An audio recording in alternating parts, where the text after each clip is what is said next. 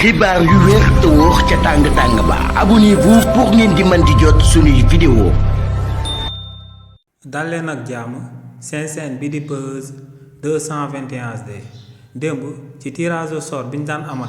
jëmale ko ci équipe yu war a daal di tase ci coupe du monde 2026 bu ñu nama amal réewu Sénégal daal dinay teere ci poule bu méttee métti réewu Sénégal ci poule I la daal di nekk daal di fay bokk ak ñoom ak réewu France mi nga xam ne Mbappé fa la daal di nekk waaye tamit daal di fay bokk ak Norvège mi nga xam ne kii di Hollande fa la daal di nekk. ñeenteelu équipe bi nga xam ne moom moo daal di bokk ci poule boobee dinañ ko daal di xam ginnaaw jongante Bolivie ak Suriname te si ñaari équipe yooyee ku ci am tam day taseeg Irak te match boobee mooy nekk match décisif si bi nga xam ne ku gañe foofee yaay ñëw daal di rejoindre poule I bi nga xam ne foofu la réewu Sénégal réewu France ak réewu Norvège daal di nekk.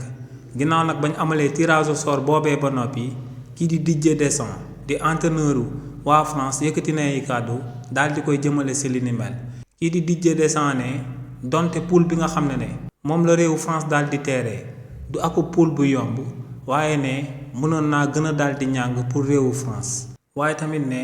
du poule de la mort la réewu France daal di nekk waaye tamit ne lu leer ba am moom mooy que ne réewu Norvège ak réewu Sénégal ay dëkk lañ yoo xam ne ay dëkk yu mën a football lañ waaye tamit ne réewu France football ak réewu Sénégal du yomb ci moom ndax moo ngi fàttaliku que ne